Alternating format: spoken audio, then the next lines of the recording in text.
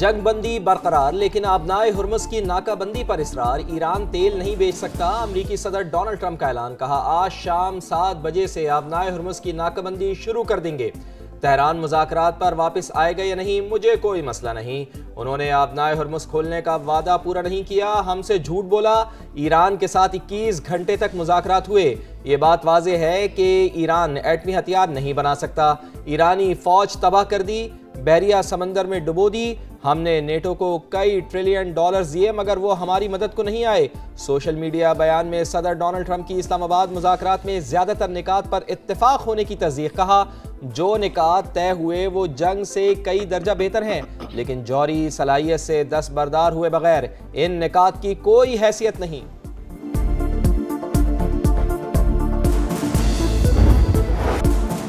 آبنائے ہرمز پر ہمارا کنٹرول ہے، فوجی جہاز قریب آئے تو سختی سے نمٹیں گے۔ ایران کا اعلان۔ ترجمان پاسداران انقلاب کے مطابق آبی گزرگاہ غیر فوجی جہازوں کے لیے کھلی ہے۔ آبنائے ہرمز کی نئی ویڈیو جاری۔ امریکہ ہم کو نہ آزمائے، اسپیکر باقر غالیباف نے بھی خبردار کر دیا۔ کہا کسی بھی غلطی پر بڑے رد عمل کا انتباہ۔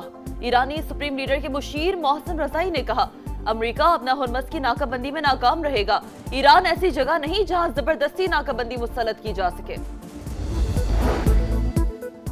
برطانیہ نے آبنائے ہرمز کی ناکہ بندی میں شامل ہونے سے کر دیا انکار۔ کہا آبنائے ہرمز پر کسی قسم کا ٹول ٹیکس عائد نہیں ہونا چاہیے۔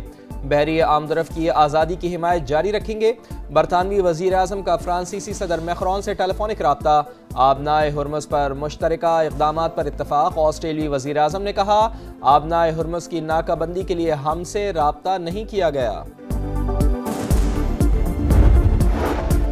ایرانی قوم کے حقوق کا احترام کیا جائے تو معاہدے تک پہنچ سکتے ہیں۔ امریکہ خود کو آقا سمجھنا چھوڑ دے تو ڈیل کا راستہ کھل سکتا ہے۔ ایرانی صدر مسعود پزشکیان کا مذاکراتی ٹیم کو خراج تحسین۔ اسپیکر باقر غالیباف کی قیادت میں ٹیم نے بہترین کردار ادا کیا۔ We've had a number of substantive discussions with the Iranians. That's the good news.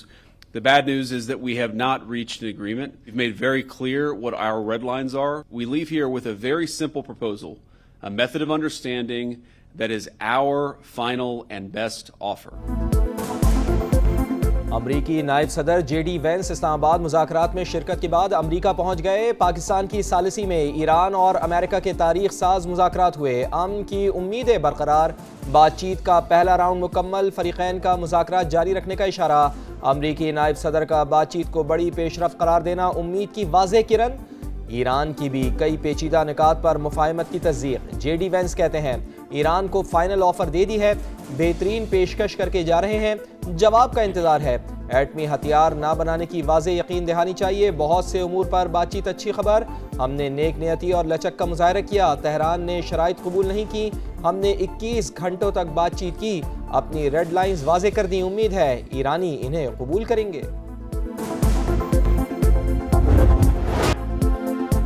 Pakistan میں انتہائی تفصیلی، سنجیدہ اور چیلنجز سے بھرپور مذاکرات کیے، نیک نیتی سے بہترین تجاویز پیش کی، بات چیت میں کچھ پیش رفت ہوئی۔ ایرانی وفد کے سربراہ باقر غالیباف کا بیان۔ کہا امریکہ کو ہمارا اعتماد بحال کرنے کی ضرورت ہے، دھمکیوں کا ہمارے لوگوں پر کوئی اثر نہیں ہوتا، امریکہ کو فیصلہ کرنا ہوگا آیا وہ ایران کا اعتماد جیتنے کے لیے تیار ہے یا نہیں۔ امریکہ نے دوبارہ امتحان لیا تو پہلے سے زیادہ بڑا سبق سکھائیں گے۔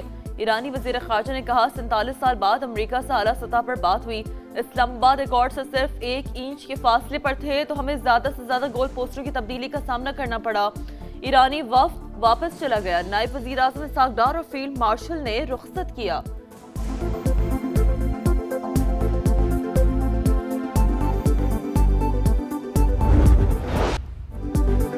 امریکہ اور ایران کا ڈیل پر عدم اتفاق مگر دونوں فریق پاکستان کے شکر گزار، تعریفوں کے پل مان دیے۔ وزیر اعظم اور فیلڈ مارشل کی خدمات کا اعتراف، ڈونلڈ ٹرمپ کی پھر میاں شہباز شریف اور عاصم منیر کی دل کھول کر تعریف، غیر معمولی صلاحیتوں کی حامل شخصیات قرار دیا۔ امریکی نائب صدر جے ڈی وینس نے بھی پریس کانفرنس میں برملا پاکستان کا شکریہ ادا کیا، بولے شہباز شریف اور عاصم منیر نے حیرت انگیز کام کیا، امریکہ اور ایران کے درمیان پل کا کردار ادا کیا، حتمی معاہدے تک پہنچانے کے لیے بھرپور محنت کی۔ ایرانی رہنما بھی پاکستانی قیادت کے معترف، باقر غالباف کا مذاکراتی عمل ممکن بنانے پر پاکستان سے اظہار تشکر، امن کے لیے بھرپور جد و جہد کی تعریف۔ Several rounds of intense and constructive negotiations between the two sides that continued through the last 24 hours and ended this morning. We hope that the two sides continue with the positive spirit to achieve durable peace and prosperity.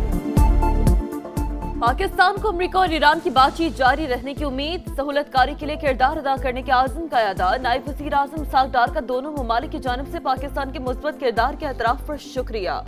نائب وزیر اعظم کا سعودی ہم منصب فیصل بن فرحان سے رابطہ، اسلام آباد مذاکرات سے متعلق پیش رفت پر تبادلہ خیال، فریقین پر جنگ بندی معاہدے کی پاسداری کی اہمیت پر زور، اسحاق ڈار کی مصری وزیر خارجہ سے بھی گفتگو، خطے میں امن و استحکام کے لیے بات چیت اور سفارت کاری کی ضرورت کا اعادہ۔ ترک وزیر خارجہ کی اسحاق ڈار کو انطالیہ ڈپلومیسی فورم میں شرکت کی دعوت۔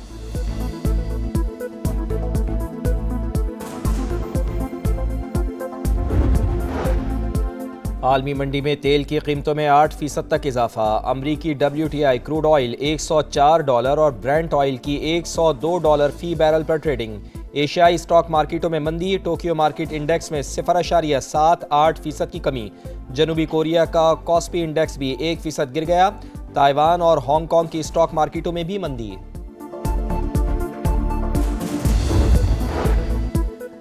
مثبت سفارتی کردار کے باعث امریکہ ایران مذاکرات میں سہولت کاری کے لیے پاکستان کا انتخاب کیا گیا۔ پاکستانی سفیر رضوان سعید شیخ کا ہارورڈ یونیورسٹی میں پاکستان کانفرنس سے خطاب، کہا اعتماد کے بھرپور اظہار کے لیے دونوں ممالک مشکور ہیں، پاکستان مخلصانہ کوششیں جاری رکھے گا۔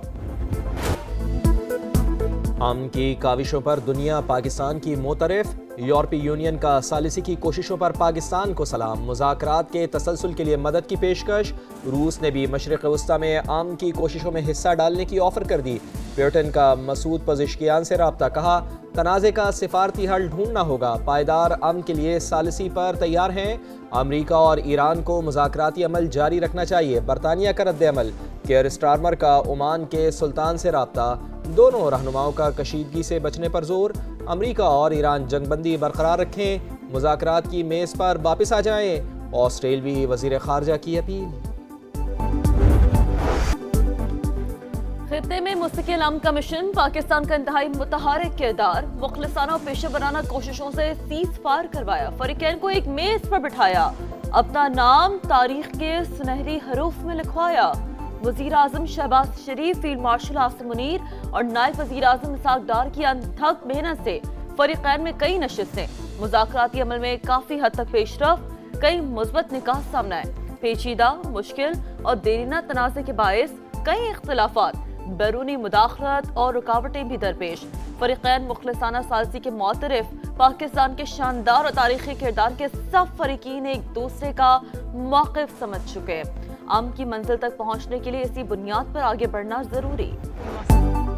پاکستان نے ناممکن کو ممکن کر دکھایا، کچھ میڈیا نے شکوک و شبہات پھیلانے کی کوشش کی لیکن شاندار سفارتکاری نے تمام سازشیں ناکام بنا دیں، BBC کا اعتراف، اسلام آباد میں ایران امریکہ مذاکرات عالمی میڈیا کی توجہ کا مرکز، نامور ٹی وی چینلز پر نمایاں coverage, sky news, Fox news اور CNN پر تجزیے اور تبصرے، پاکستان کی کوششوں کی بھرپور پذیرائی۔ سفارتی میدان میں پاکستان کی تاریخ ساز کامیابی پر بھارت میں صف ماتم، کانگریس مودی سرکار پر برس پڑی، پاکستان کا بطور ثالث مرکزی کردار خود ساختہ وشو گرو کے انداز سیاست پر سنجیدہ سوال قرار۔ جے رام رامیش کہتے ہیں بھارت نے برکس پلس کی صدارت کے باوجود خلیجی جنگ کے تناظر میں کوئی مصالحتی قدم کیوں نہیں اٹھایا؟ ماہرین کے مطابق پاکستان کی سفارتی کامیابی نے بھارت کی خارجہ پالیسی کی ناکامی بری طرح بے نقاب کر دی، مودی سرکار کو شدید دباؤ کا سامنا ہے۔ تو ان کی طرف سے تو جنگ بندی مستقل ہی لگ رہی، انلیس کہ کوئی اس ٹائل شرارت کر دے یا کوئی ایسا کام کر دے۔ یہ نہیں کہہ سکتے ہم کہ بات چیت کا عمل ختم ہو گیا یا ٹوٹ گیا۔ زیادہ تر پوائنٹس پہ کسی پر جے ڈی وینس نے کوئی ایمفیسائز نہیں کیا، ایک دوسرے کے نقطہ نظر کو جانچا اور بہت سارے معاملات کے بارے میں ہمارا اتفاق رائے بھی تھا، لیکن حتمی طور پر نیوکلیئر کے اوپر آ کر بات ختم ہوئی۔ امریکی نائب صدر کا یہ کہنا کہ انہوں نے اپنا ویو پوائنٹ ہر ایشو کے اوپر ایران کو بتا دیے۔ پاکستان کی امن کے لیے بڑی کاوش، اسلام آباد مذاکرات پر سما کی نان سٹاپ ٹرانسمیشن، صورتحال سے مکمل آگاہی، ہر خبر تفصیل کے ساتھ ناظرین تک پہنچائی۔ فریقین نے پاکستان پر اعتماد کیا، وزیر اعظم اور فیلڈ مارشل کی کوششیں لائق تحسین، امن کے حصول کے لیے ہم سب متحد ہیں، دفاعی تجزیہ کاروں، سفارتکاروں اور سینئر صحافیوں کے جاندار تجزیے اور تبصرے۔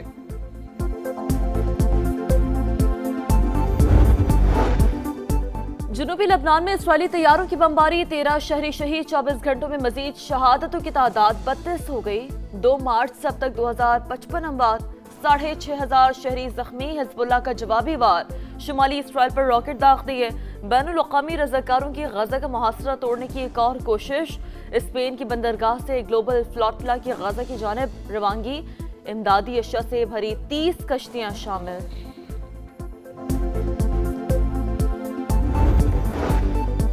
خانہ کعبہ کی معمول کی دیکھ بھال کا آغاز، جدید ٹیکنالوجی کے ساتھ بیت اللہ شریف کے بیرونی اور اندرونی حصے کی دیواروں کو مضبوط بنایا جائے گا۔ حرمین شریفین انتظامیہ کے مطابق کام چند روز میں مکمل کر لیا جائے گا۔ ہنگری میں تبدیلی آ گئی، صدر ٹرمپ کے اتحادی وکٹر اوربان کی 16 سال بعد چھٹی، اپوزیشن رہنما پیٹر میگیار نے کامیابی حاصل کر لی، ملک بھر میں جشن کا سما، بوڈاپیسٹ میں ہزاروں افراد سڑکوں پر آ گئے، انتخابات میں ٹرن آؤٹ 77.8% رہا۔ نیو یارک میں جرائم اور فائرنگ کے واقعات کم ہو گئے، کاروبار اور سرمایہ کاری بڑھ گئی، گھروں کے اضافی $34 ملین کرائے شہریوں کو واپس دلوائے۔ نیو یارک کے میئر زہران ممدانی کا میئرشپ کے 100 دن مکمل ہونے پر تقریب سے خطاب، مفت چائلڈ کیئر سینٹر کی سہولت بھی شروع کرنے کا اعلان۔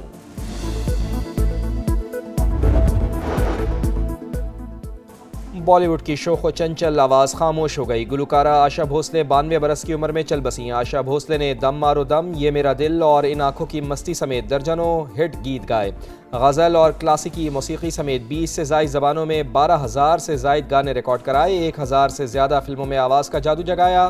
خدمات کے اعتراف میں 7 فلم فیئر ایوارڈ سمیت کئی قومی اعزازات سے نوازا گیا۔